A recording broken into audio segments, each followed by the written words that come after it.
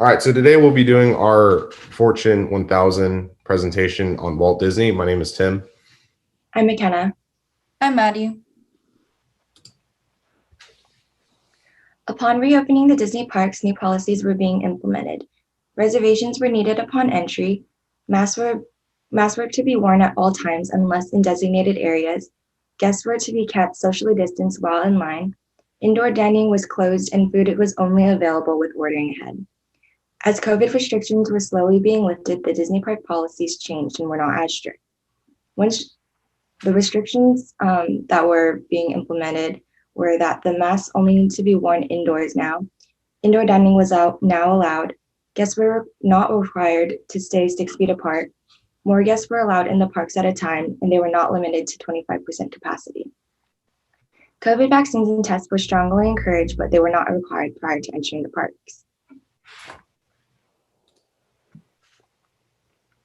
There was the old annual pass system was discontinued due to COVID, and after the Disney parks were reopened, Disney announced the launch of a new annual pass program. This program was called the Magic Key.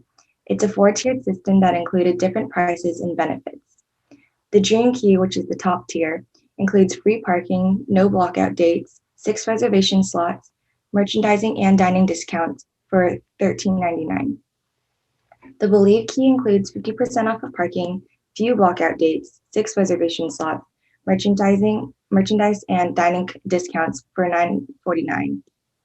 The Enchant Key includes 4 reservation slots, some blockout dates, merchandise and dining discounts for $6.49.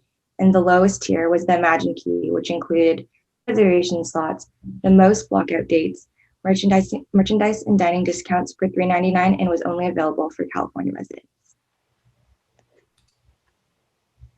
For the first time since 2001, Disney lost nearly $5 billion in revenue due to the parks closing down because of COVID. Despite the loss, there was a spike in subscribers to the streaming service Disney+. Over the span of 9 months, Disney+ welcomed 60 million new subscribers. With family and children stuck at home, it was the perfect time to subscribe to an all-inclusive streaming service for all your Disney needs. This newly found success and popularity in streaming boosted Disney's shares to an all-time high. Disney's release of the Pixar movie Soul and the second season of The Mandalorian attracted many new subscribers. Even when the movie theaters were not open, Disney was streaming brand new movies made available for purchase for $29.99.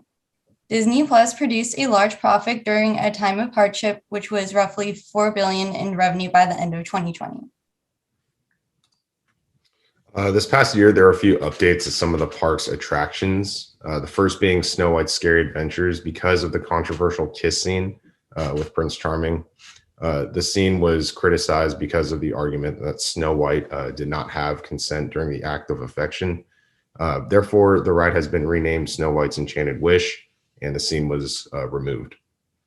Next is the Jungle Cruise ride, which was critiqued for its depictions of indigenous people.